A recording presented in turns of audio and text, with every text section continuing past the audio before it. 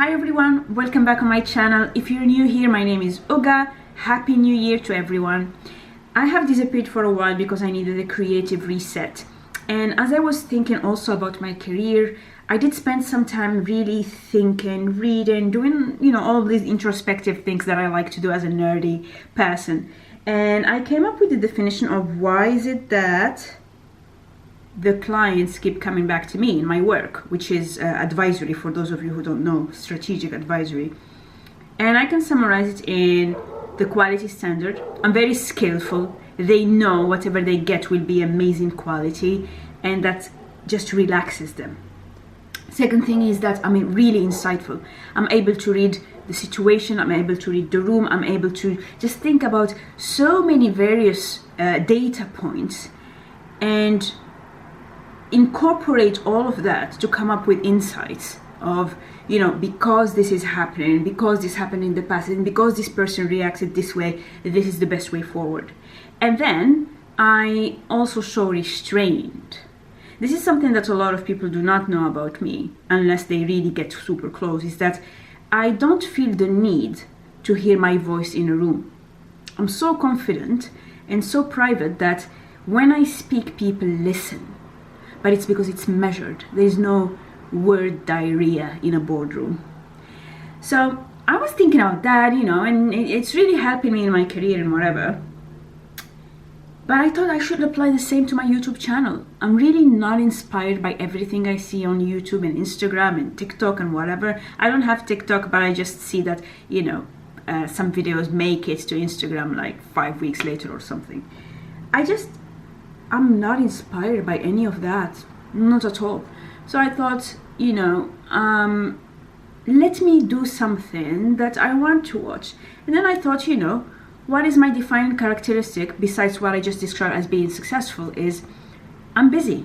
It's really not a good thing to be busy. It shouldn't be a badge of honor, but the reality of things is that I am busy. And so I thought, I should develop a busy girl's guide to doing certain things, and these things will be things that are happening in my life that are completely relevant. So it will not be me trying to go and research a topic and then come back and do a summary, but rather things that are actually happening in my life. So I have been going through reorganizing my pantry. What is a busy girl's guide to doing that? I have taken up swimming, which is today's episode. How do you go about it? And so I'm going to be doing a few of these series because I think they're a reflection of the thought process I went through, the investments I made. So I'm going to start with swimming today. So first thing will be, why did I get into swimming?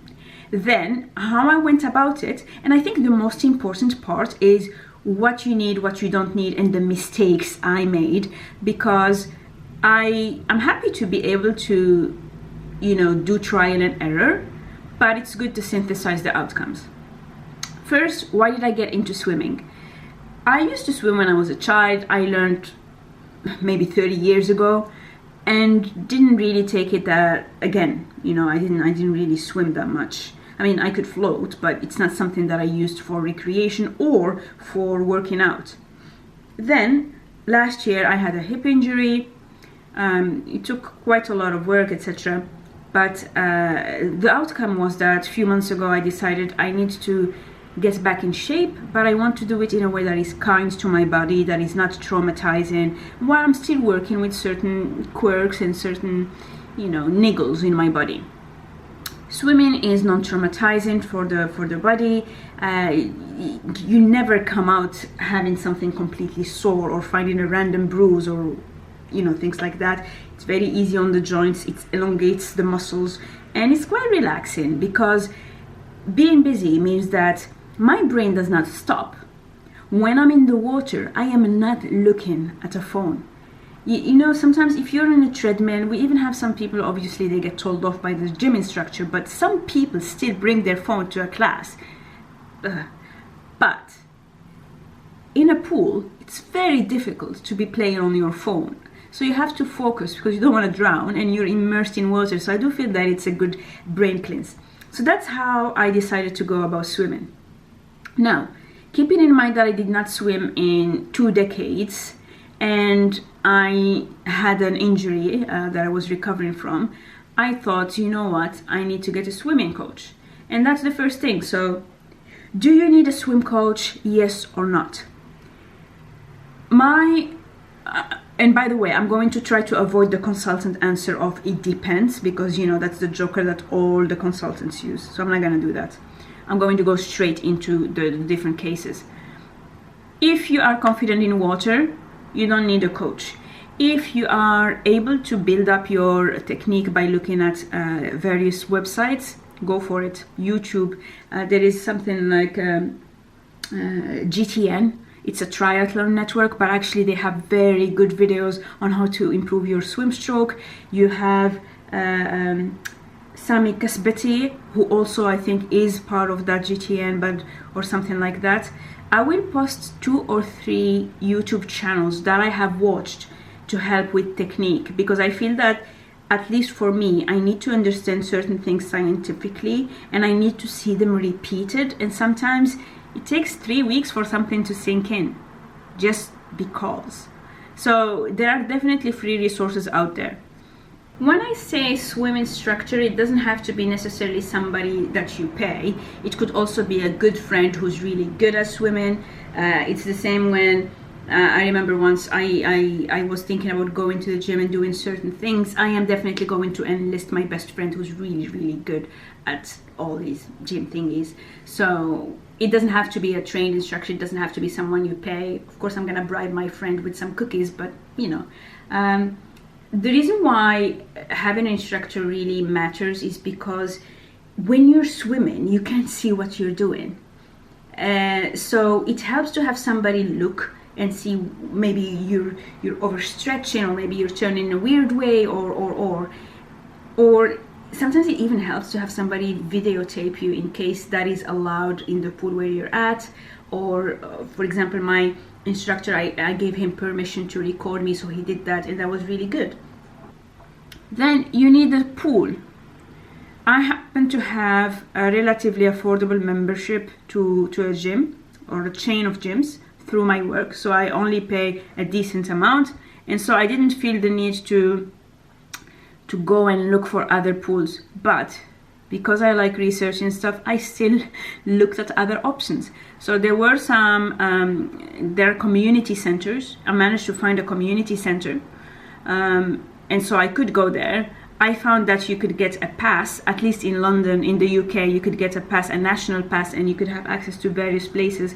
But then when I thought about it, it needs to be the least painful for me. So it's either that I would go to the community center that is a 15-minute walk from my house, or that I would go to the gym that is at my work, like in my area, my work area, or a gym that is a bus ride away. So I found these 3 locations, and so far I have used the gym that is within a few meters of my work, and the gym that is only 1 bus stop ride, which is about a 30 minutes kind of bus ride. It could be less with the tube. It would be 20 minutes door to door, but I don't like going to the tube for personal things, like for work, or if I have to go to client site, I will get the tube because my time, I'm on the clock. But for my personal time, for my commute time, where I like to decompress, I just prefer the bus because I can stare out the window. So that was about finding the pools. I was happy with the hygiene there. Then I needed to find a coach. So again, I did my research. I ended up finding a coach. You have various options, various swim schools. You have options of doing group classes or individual classes. I thought about it and I decided to go for individual classes. I think the time commitment, the money commitment made me not miss the classes. So I feel that with a group class, I would have probably still skipped some because a meeting always comes up. But because 1, I paid for the classes all up front, and 2, because I knew that the swim instructor would be there just for me, so if I don't show up, I let them down, that worked like magic. You know, I would have never thought that it would have worked, but honestly, I did not miss a single class. I would, get client calls, I would move them because, it's a set time every week, and I'm like, I'm not going to do the call at 7 p.m. Yeah, obviously you need to have boundaries, but also it's the one time a week that I did something for me, you know. So that actually worked beautifully. What didn't work is that I didn't train in between. Many reasons for that. One, I'm busy. Two, I was very self-conscious. I'm like, you know, I'm still just relearning to swim. I didn't realize how bad I was, because I always thought I was good, because when I was a child I was good. But the combination of being out of shape and the injury and being out of practice simply meant that I didn't feel confident. And that's something that has nothing to do with a training plan, has nothing to do with a busy girl's guide to doing something. It's just something that you need to work on by yourself if you have that issue. How I solved it, or not even solved it, how I coaxed myself into working around it was by, I go to the pool where I have my teacher, only when I have my instructor there, and then I go to the other pool when nobody knows me, by myself. But that took months. Like for a good 3 or 4 months, I only went to the pool when I had my instructor, which is once a week. And it's only last month that I started going another time a week to the other pool. So again, very slow. I'm not going to beat myself up over it. I'm not going to say, oh, Uga, get your shit together and blah, blah, blah. I mean, come on. I mean, I'm already hard on myself on so many things. There are people who are going to be hard on you on so many things. There is no need to beat myself over this even more than I should. So I'm getting there. So that's a bit the context. That's whether you decide there are different price points, etc. So just do your research.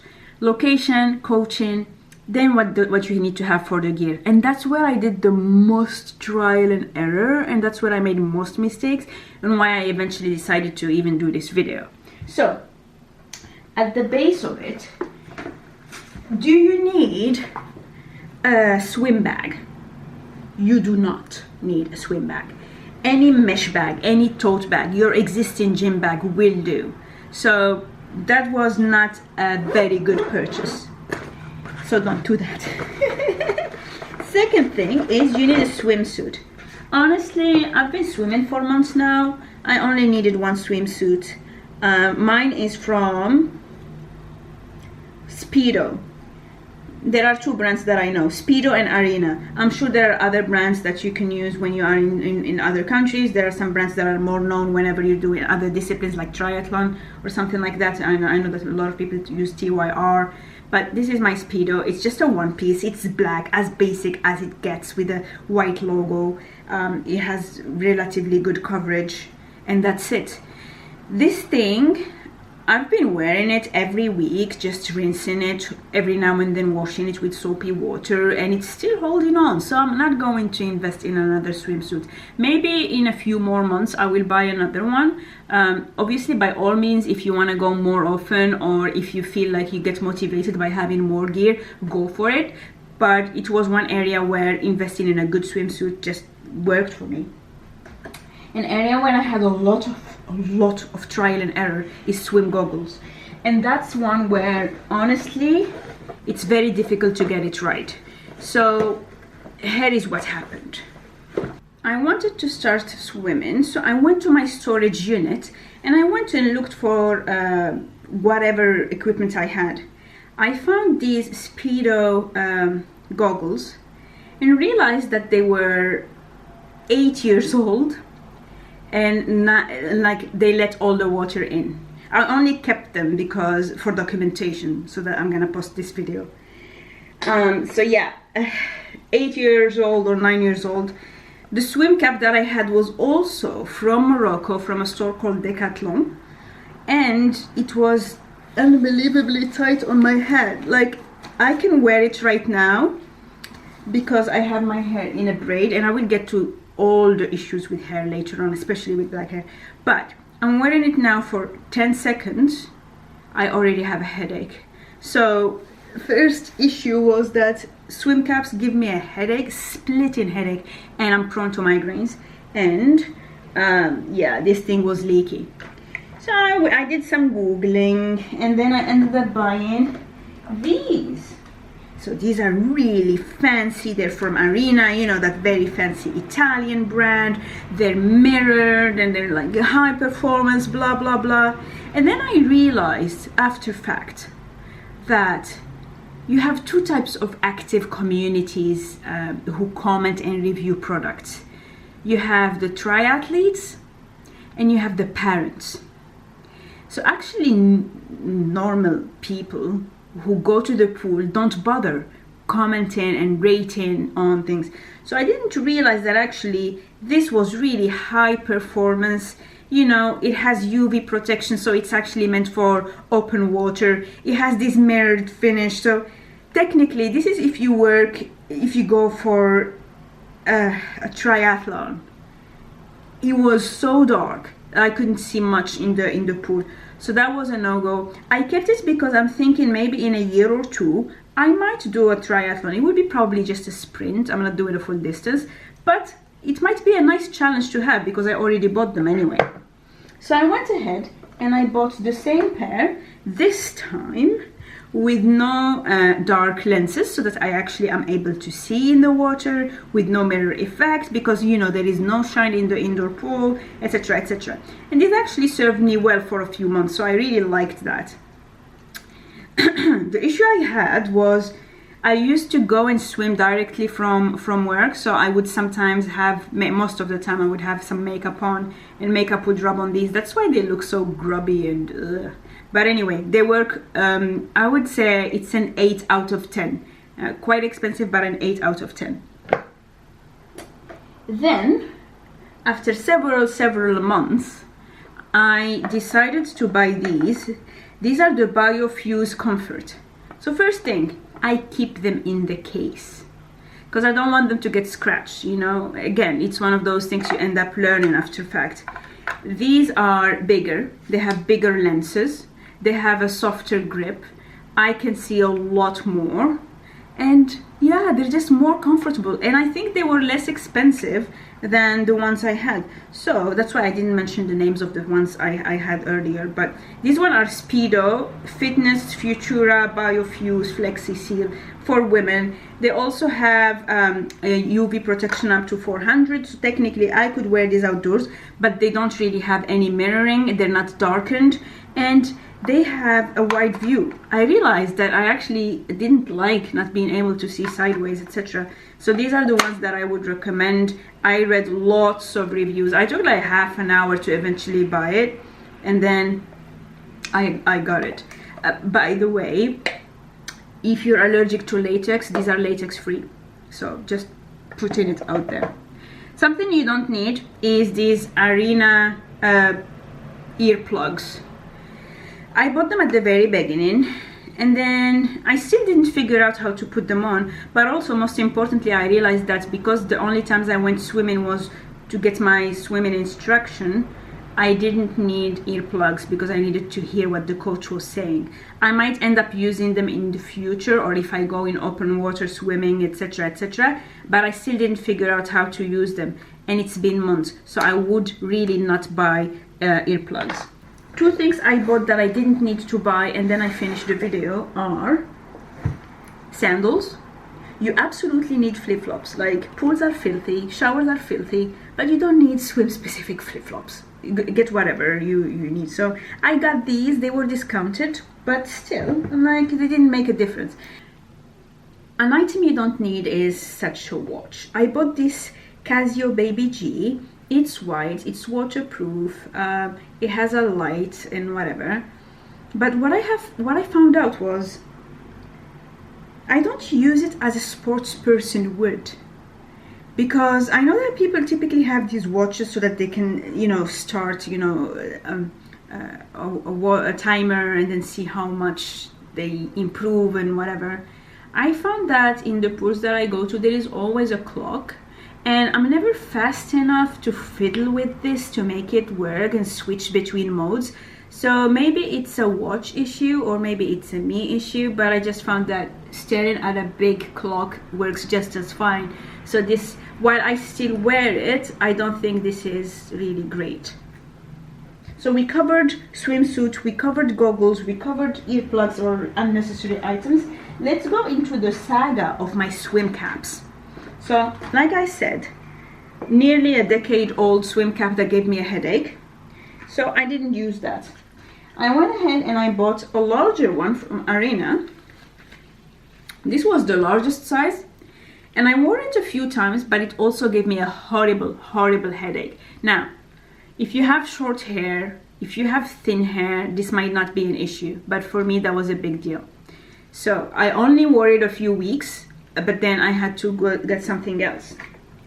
So I got this also from Arena, which is a men's version, and it's an extra large. It's supposed to have a very special shape that allows for extra large heads. That was okay, still not ideal. My battery is flashing, so hopefully this won't die on me. So eventually, the one thing I ended up getting was this soul cap. It's massive, massive, massive. It's made for very thick, coily afro hair. There is an Olympic swimmer for Great Britain who tried to compete in this, and she was banned, and then she, there was quite a controversy, but eventually now she's able to compete in these. So I knew that they were endorsed by an Olympian. I knew that they worked for her natural hair, and so I ended up using them. And that's what I'm using right now. It's very bright green because green is my favorite color, and I wear it twice a week for months. It's really great. The thing about swim caps is they don't stop water getting into your hair. Just to be completely clear about that. Water, you will still get wet hair, you will still get chlorinated hair. It really helps with the water dynamics. It really helps with the glide. It helps with protecting your hair a little bit, but just to be very honest about it, you will not have something that will completely seal off your head. I wanted to cover the other things that you don't think about, and one very important bit is actually the hair. So I have natural hair, it's very curly, and it's a nightmare to dry. First thing is, I tried swimming with no cap, especially when I used to have the very bad headaches. That killed my hair. Like in the shower, it felt like I had electricity in my hair. Then I eventually found my green cap, which I absolutely love, but you still get chlorine. So how do you actually protect your hair from that? Because you really my hair gets knotted, super dry, completely tangled. I was losing hair, and I really wanted to continue swimming, right? So I thought my hair shouldn't be an issue. So one thing I found was actually a chlorine shampoo. This is called Ultra Swim. It's a chlorine removal shampoo, and it's a moisturizing formula. So what I did is I actually ended up buying two. I bought this in a 2-pack, and I also bought one that was specifically for triathlon. And the idea was I need something that is sustainable for me, because the triathlon one was a bit more expensive, significantly more expensive, and I was thinking, if it's so pricey, would that be a deterrent for me going to the pool that often, versus I don't care that this is I don't know how much it was, but it was just more feasible for me. So this is also the reason why I'm not showing the triathlon one, because I didn't try it yet. I have been using this, I've been very happy with it, and because I bought a 2-pack, it's really nice. So I have actually decanted it, and I have it in my little bag here that has that.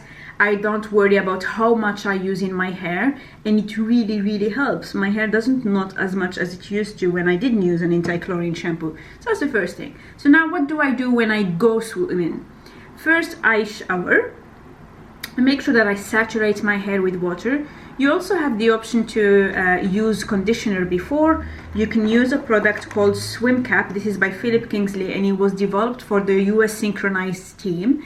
And I think it's very expensive. It's a water resistant mask. When you put this on, it coats your hair, and then you don't really feel anything. It's really a good product. But after buying it, I realized it was too expensive for me to want to continue using it with the frequency that I want to swim. So while I still have it, I decided that I needed to find something that is more sustainable, which in my case ended up being rouge butter. I just put a bit of rouge butter into this container, and then I rub a bit on my hair before going to swim. Then I go in the shower, I wet my hair so it is saturated with water, and so after I swim, I wash it with this. Later on, let's say I finished my swim, I have this shower gel. You can use any shower gel you have. This is not as important.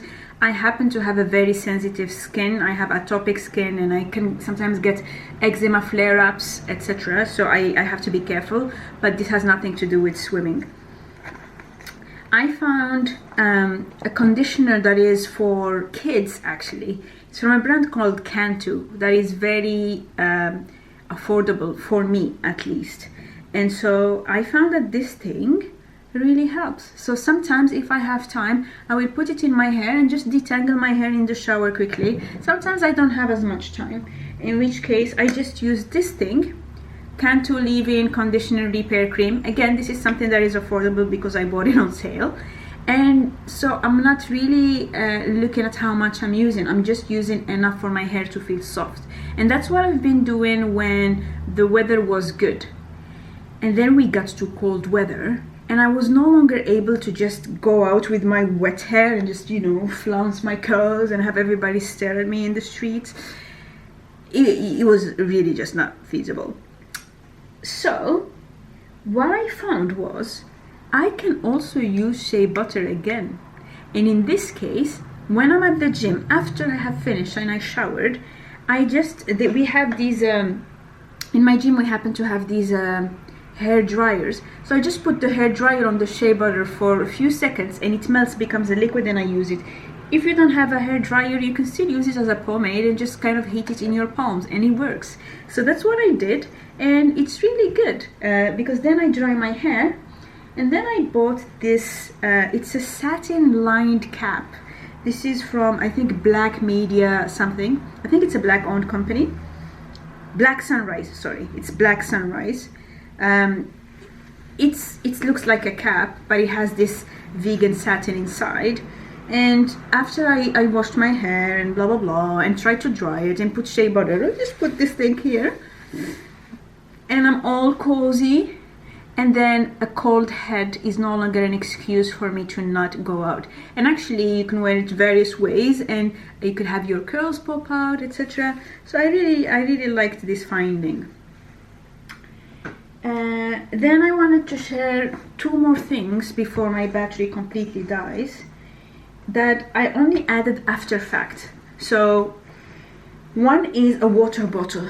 I realized just how dehydrated I get from swimming. You sometimes forget how dehydrated you get. So I just started bringing a water bottle and put it poolside and have a few sips every now and then, especially if I'm going to stay more than half an hour.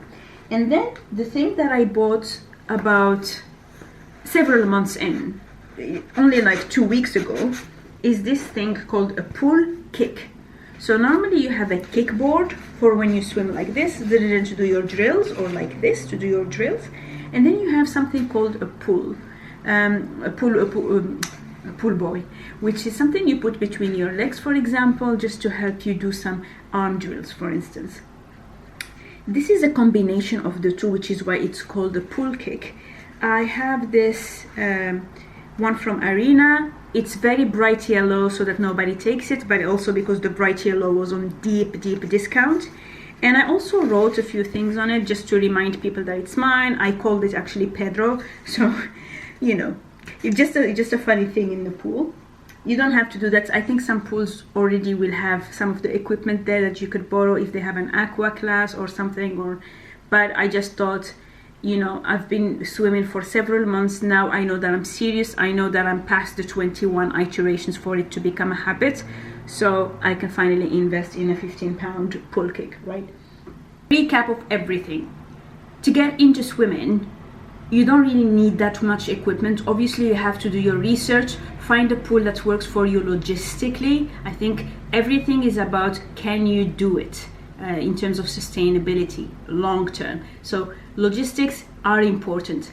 Get a swimsuit and swim goggles. Then obviously you can get a swim cap. I explained a lot about what types of swim caps, and especially if you have long hair, I have a special recommendation for long coily hair. Lots of the other accessories are not that useful. I eventually, after several months of very, very steady progress, ended up investing in a pool kick just to practice my kicks and practice certain drills. But that's really something that I only got after several months, so you don't have to start with that. Instructor or no instructor is up to you, depending on how much progress you want to make. But I find that it's really good to have somebody look over your shoulder as you progress. And think about all the little bits that prevent you from going to swim. So for example, if you're too cold, make sure you dress appropriately, make sure you have the right hat. If you're worried about your hair falling off, invest in the right hair care that you can sustainably maintain. So it shouldn't be too expensive, it shouldn't be too onerous and things like that. But every time you have an excuse, try to find a way to counter it. One of my silliest excuses I mentioned earlier was that I was very self-conscious about going to train in the pool where my instructor was, so I ended up going to another pool. I will eventually get over it and go to the same pool, but you know, these are the kind of things. So I'm very excited about this. I've been swimming for several months. I'm about to take up running. So in 6 months, I will do a Busy Girl's Guide to running, but that will be in June. So I hope you enjoyed this format, and I'll see you very soon on my channel. Take care.